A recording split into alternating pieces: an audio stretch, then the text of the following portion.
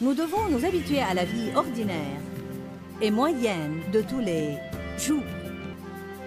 Il y aura des moments passionnants dans la vie, mais nous n'allons pas toujours vivre sur les cimes. Restez avec nous, donc jouissez de votre vie.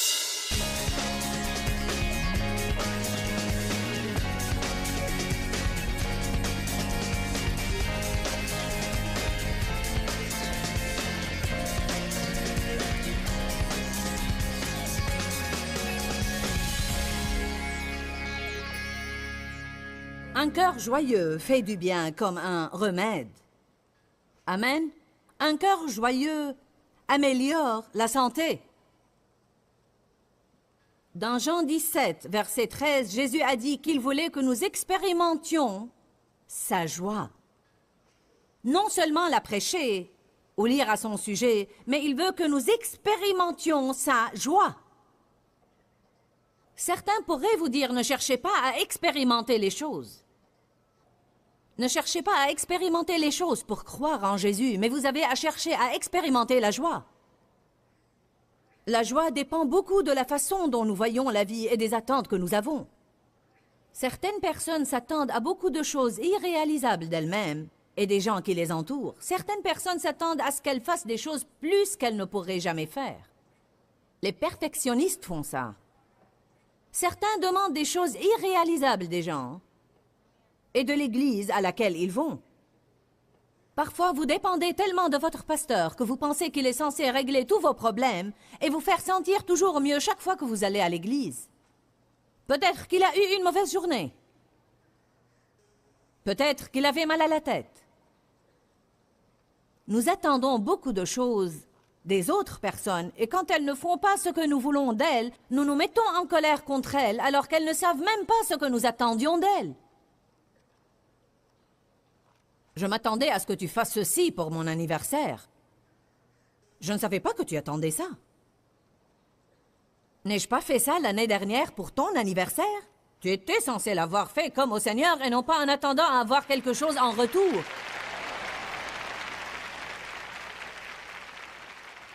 Nous devons apprendre à suivre le courant. Nous devons apprendre à accepter la vie telle qu'elle est. Je me rappelle quand Dieu m'a dit ça un jour. Joyce, accepte la vie comme elle vient. Ne passe pas ta vie à lutter contre des choses. Avez-vous jamais décidé comment les choses devaient se faire et vous vous êtes mis à les réarranger quand elles se faisaient autrement? Vous savez ce que vous aurez? Du stress. Tant de stress, peu importe combien de livres vous avez lus sur le stress, vous allez toujours l'avoir jusqu'à ce que vous changiez votre approche de la vie. Ne soyez pas contrariés quand vous êtes pris dans l'embouteillage, cela ne vous en sortira pas. Si vous étiez sorti de chez vous à temps, vous n'auriez pas été tellement pressé.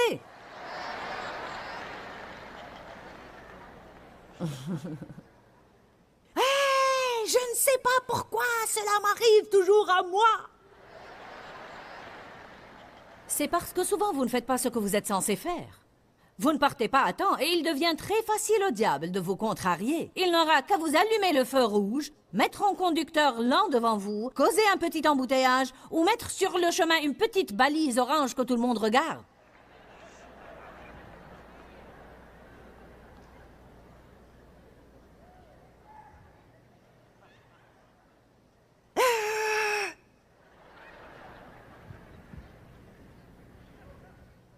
Suivez le courant.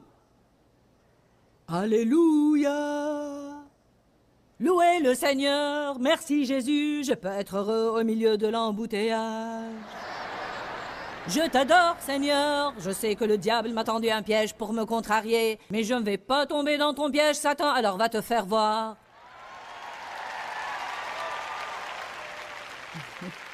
Vous devez parler à vous-même. Je vous dis qu'il m'est devenu très important de ne pas laisser libre cours à mes émotions. Nous devons gérer nos émotions et ne pas permettre au diable de les diriger et de tirer des ficelles et de contrôler notre vie. Ça ne s'est pas passé comme je le désirais, alors. Tu m'as bloqué la route, je suis contrariée. Nous devons être stables. N'êtes-vous pas affamés de stabilité? N'en avez-vous pas assez des hauts et des bas? J'ai finalement découvert que je ne pouvais pas contrôler tout le monde. Je ne sais pas toujours ce qu'ils vont faire. Je piquais une crise chaque fois que nous rentrions chez nous et que mon mari voulait jouer au golf dimanche ou lundi. Nous allons rentrer chez nous samedi soir et Dave va jouer au golf demain. Comment? En fait, je l'ai entendu faire des plans. Vous savez, cela m'énervait dans le temps. Je m'apitoyais sur moi-même pour 2 jours. Et moi alors? J'ai travaillé dur tout le week-end. C'est moi qui prêchais tout le temps. Et toi, tu ne penses qu'à toi-même. Tu ne penses pas à moi.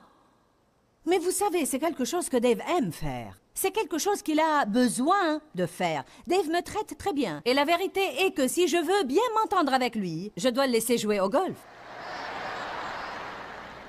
Je vous dis la vérité. C'est une activité dont il a besoin et qu'il aime faire. Alors que moi, je n'ai pas besoin de ça. Et parfois, quand nous n'avons pas besoin d'une chose, nous ne comprenons pas pourquoi l'autre en a besoin.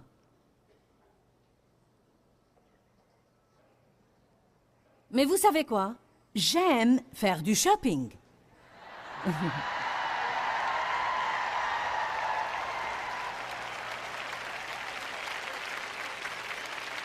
Ça me fait du bien quand je fais du shopping.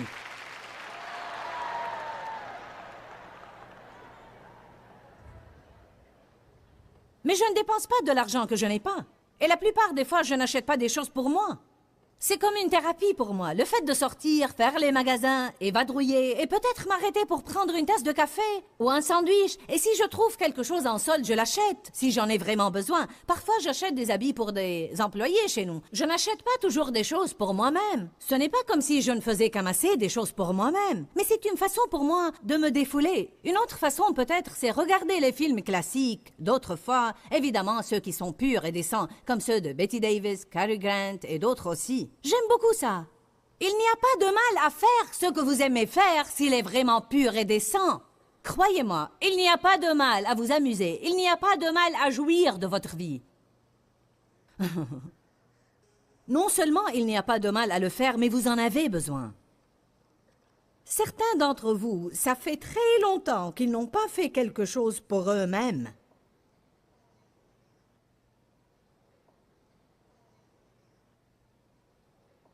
Alors que les autres ne font des choses que pour eux-mêmes.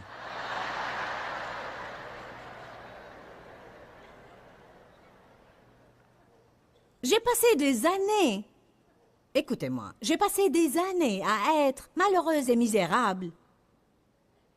Car Dave voulait jouer au golf après notre rentrée des voyages. Mais ça n'a rien changé. La plupart des fois, j'agissais stupidement en renonçant à lui parler. Il me disait, chérie, qu'est-ce qui ne va pas? Non, rien. Ça va. Amuse-toi bien. Puis il sortait et je pleurais. Ceci n'a pas ému Dieu non plus. Nos crises n'incitent pas Dieu à agir. La seule chose qui l'incite à agir est la foi et la droiture. Faire ce qui est juste, quoi que soit ce que les autres font.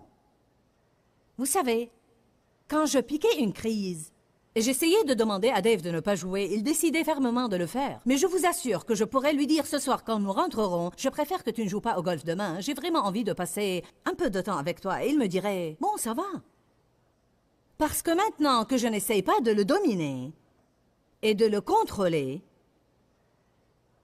que je veux qu'il s'amuse vraiment, autant que je le veux pour moi-même, et je veux vraiment qu'il fasse tout ce qu'il aime faire, et je ne cherche pas à le pousser à aimer ce que j'aime. Il cherche vraiment à me rendre heureuse. Quand nous soumettons les gens à la loi, ceci les incitera plus à faire les choses que nous ne voulons pas qu'ils fassent.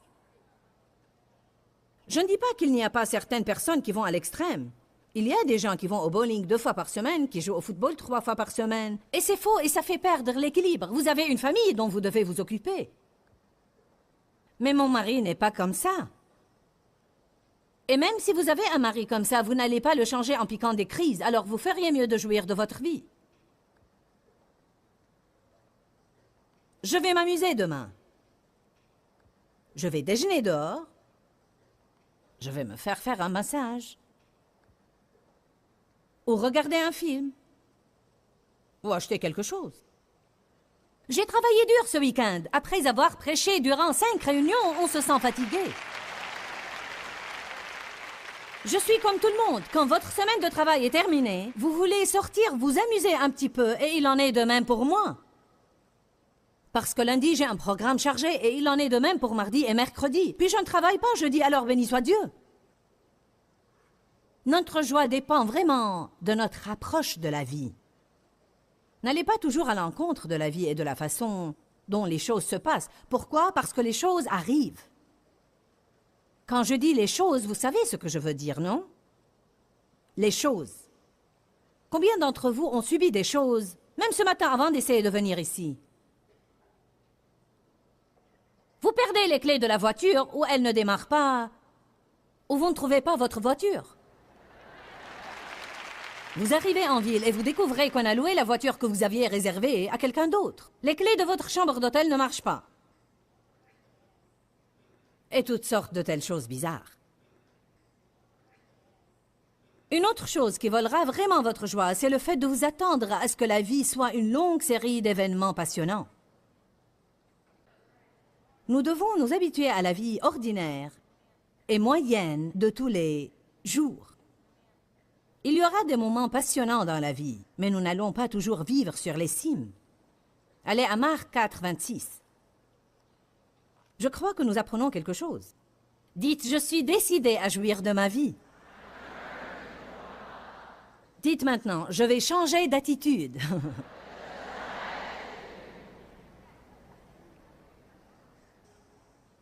J'ai lu ça pendant des années et je n'en ai pas tiré grand-chose, mais depuis quelques années, j'ai commencé à remarquer quelque chose d'important ici. Il dit, il en est du royaume de Dieu, comme quand un homme jette de la semence en terre. Qu'il dorme, qu'il se lève ou qu'il veille, nuit et jour, la semence germe, pousse et croît sans qu'il ne sache comment. Quel message Dieu essaie-t-il de faire passer ici? Je crois qu'il est en train de dire que le royaume de Dieu, qui vient à nous en forme d'une graine et qui est planté à l'intérieur de nous, va grandir et produire des fruits dans notre vie. En d'autres termes, quand vous vous attachez à Jésus, des changements énormes et remarquables auront lieu dans votre vie. Cela fait 25 ans que je cherche Dieu sérieusement et maintenant je fais la récolte. Cela fait quelque temps que je récolte. C'est amusant. Je veux dire, je suis vraiment en train de m'amuser. Mais vous savez ce qui s'est passé entre le temps des semences des graines à l'intérieur de moi et maintenant? J'ai passé des milliers de jours à me lever et aller au lit, me lever et aller au lit, me lever et aller au lit, me lever et aller au lit.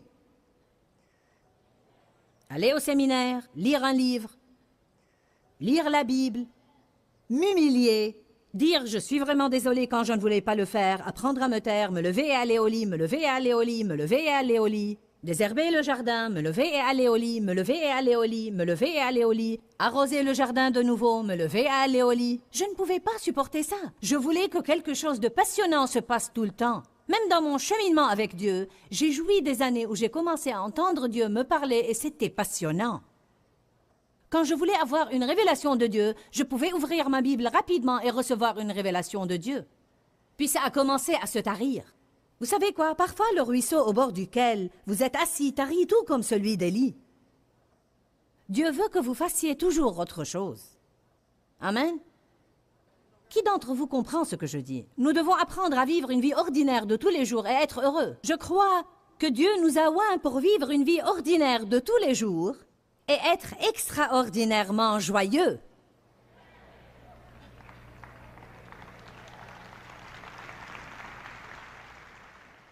Au cas où vous ne m'auriez pas écouté, je vais répéter ça. Je crois que Dieu nous a oints pour vivre une vie ordinaire de tous les jours et être extraordinairement joyeux.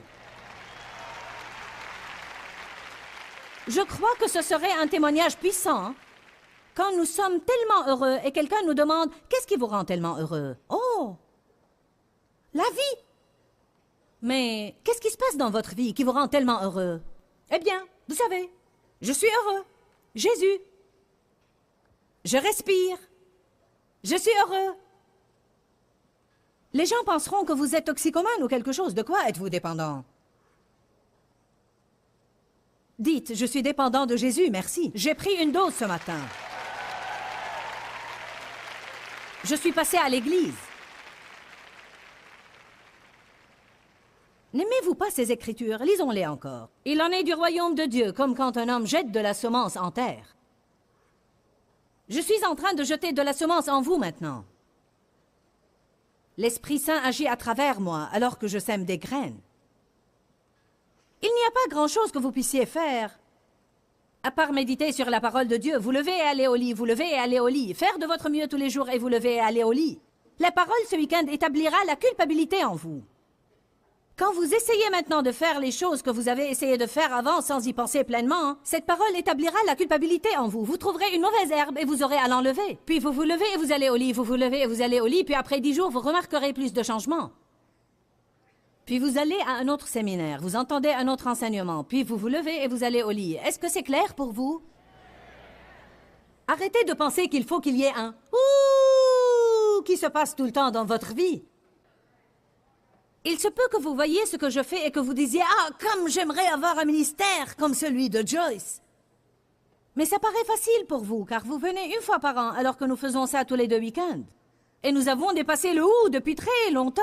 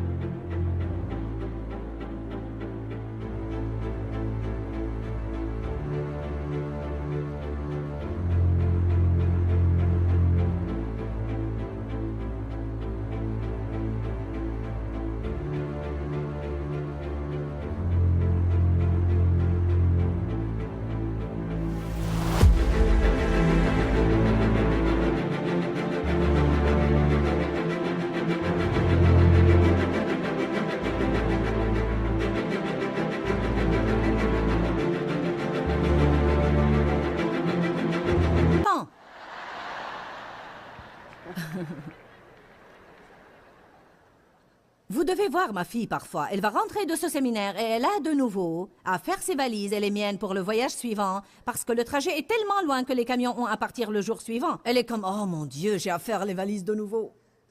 Elle a dit « C'est la seule chose que je ne supporte pas dans mon travail. Je sais que je suis ointe pour faire ça, mais je n'aime pas faire et défaire les valises. Faire et défaire, faire et défaire, faire et défaire, faire et défaire.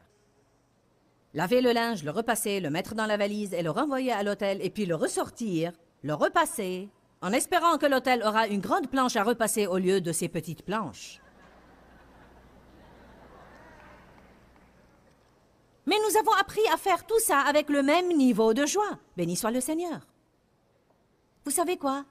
Parce que mon témoignage n'est pas que je suis heureuse parce que je possède ceci et je possède cela, ou parce que mon ministère est développé. Je veux dire que je suis heureuse simplement parce que Jésus vit en moi.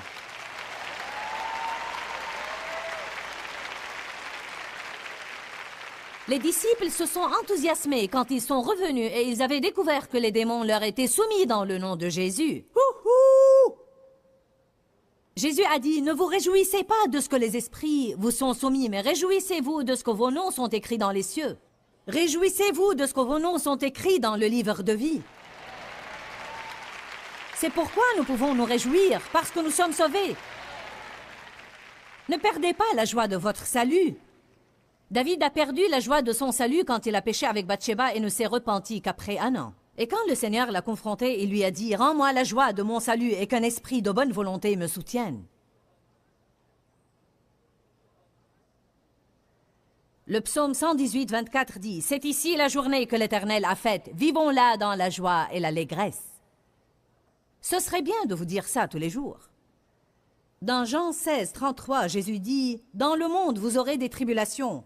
Mais moi, je vous dis, prenez courage, parce que j'ai vaincu le monde. » Ne vous décidez pas à ne jamais souffrir des afflictions, mais décidez-vous à jouir de votre vie au milieu de vos afflictions. Amen. Ne pensez pas aux tribulations, mais à la récompense qui vous est réservée. La Bible dit que Jésus a souffert la croix en vue de la joie qui lui était réservée. Aucun châtiment ne semble d'abord un sujet de joie, mais il produit plus tard un fruit paisible de justice. Il se peut que vous ayez à souffrir maintenant, mais ce plus tard bientôt viendra. Croyez-moi, tout est merveilleux dans ma vie maintenant, mais vous ne savez pas combien j'ai souffert. Certains le savent à force d'avoir écouté mes cassettes. Je suis contente que je n'ai pas baissé les bras en chemin, mais que j'ai persévéré jusqu'à présent. Jacques 1,12 « Heureux et béni soit l'homme qui supporte patiemment les tribulations et tient ferme à la tentation. Car après avoir été éprouvé, il recevra la couronne de vie que le Seigneur a promis à ceux qui l'aiment. Ne savez-vous pas que chaque fois que le diable vous tend un piège pour vous contrarier, vous êtes mis à l'épreuve? Quand nous aurons résisté à l'épreuve et que nous l'aurons dépassée, à ce moment-là, nous recevrons la couronne de la vie. Nous devons commencer à résister à l'épreuve. Arrêtez de vous vexer à chaque fois que quelqu'un vous rend la vie impossible. Arrêtez de vous vexer à chaque fois que vous n'obtenez pas ce que vous voulez. Arrêtez de vous vexer à chaque fois que quelqu'un fait quelque chose qui ne vous plaît pas ou dit quelque chose qui ne vous plaît pas. Restez stable. Autre chose qui volera notre joie, c'est avoir un faux sens des responsabilités dans la vie. J'ai lu quelque chose de vraiment bien il y a quelques semaines, qui dit que nous sommes responsables envers les gens et non pas d'eux. Beaucoup d'entre vous s'occupent de beaucoup de personnes, de leurs enfants, ou frères, ou sœurs, ou conjoints, mais faites attention de ne pas devenir en quelque sorte responsable d'eux. Vous êtes responsable envers eux, de faire ce que Dieu vous a demandé de faire pour eux, mais vous n'êtes pas responsable de leur joie. Certains vivent avec des personnes qui refusent d'être heureux, et je vous dis que vous n'êtes pas responsable de leur joie, alors ne leur permettez pas de voler votre joie.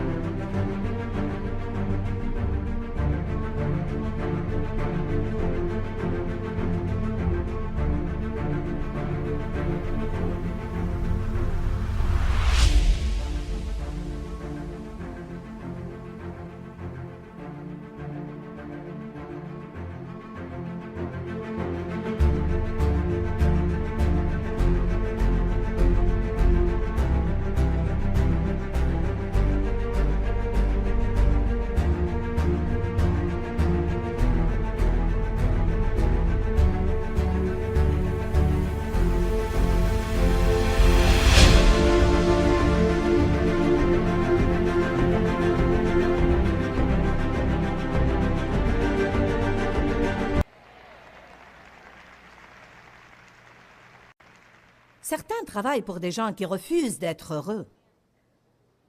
Ne passez pas votre vie à essayer de les rendre heureux. Rappelez-vous que Dieu est maître du combat. Vous ne pouvez pas changer tout le monde. Vous ne pouvez pas rendre tout le monde heureux. Vous ne pouvez pas toujours subvenir aux besoins de tout le monde. Et ce n'est pas à vous de prendre la responsabilité de tout ce qui va mal. Et vous ne pouvez pas pousser tous ceux que vous connaissez à croire en Jésus. Eh bien, il y a une chose qui est vraiment sûre, et c'est que le diable est décidé à voler votre joie. Alors il faut que vous soyez décidés à bien jouir de votre vie. Parce que sinon, le diable fera en sorte que nous n'en jouissons pas. Les obstacles se présentent, mais nous pourrons jouir de notre vie malgré tout ça, si nous changeons notre approche de la vie et des circonstances. Nous devons aussi changer la façon dont nous pensons de nous-mêmes et des gens qui nous entourent. Je crois vraiment que la joie vous donne la force et la puissance. Et je pensais récemment, à quoi sert de sortir du lit si vous n'allez pas jouir de votre vie? Vous pouvez jouir de votre vie si vous décidez de le faire. Ne méditez pas sur ce qui ne va pas dans la vie. Trouvez ce qui est positif et décidez de vous y concentrer. Méditez sur toutes les bonnes choses dans la vie et non pas sur les mauvaises choses. Réjouissez-vous là où vous êtes sur votre chemin vers le but et sachez qu'un seul jour peut tout changer. Pourquoi, Seigneur, pourquoi? Dans ce livret, Joyce Meyer nous enseigne à travers la parole comment être délivré de la confusion. Pour obtenir ce livret gratuitement, écrivez-nous à Joyce Meyer, boîte postale 40095-6300, Larnaca, Chypre. Ou bien visitez notre site web www.joycemeyer.org fr.